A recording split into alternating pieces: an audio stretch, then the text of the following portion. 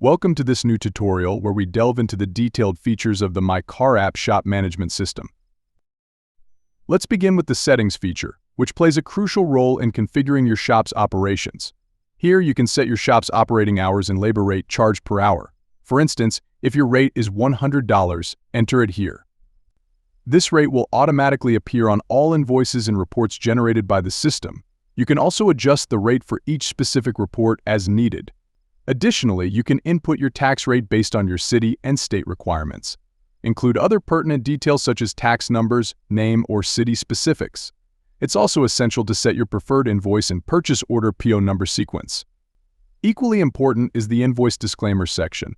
This allows you to add a disclaimer specific to your shop, providing legal protection against any misunderstandings with customers. This disclaimer will be printed on invoices and inspection reports.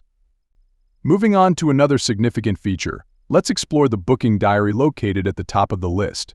Here you can view all scheduled appointments by day, week, or month. No appointments are currently scheduled on this account. You can easily add or adjust bookings. Simply enter the job and customer information, select the desired time, and confirm. Next, let's discuss the tech board, the second feature from the top. Once jobs are entered into the system, they appear here, categorized by status assigned, awaiting customer approval, in progress, or pending. Clicking on any job provides detailed information where you can edit its status or track technician progress when technicians update job status and mark tasks as completed from their end. Stay tuned for our next tutorial as we continue to explore more features of the MyCarApp shop management system.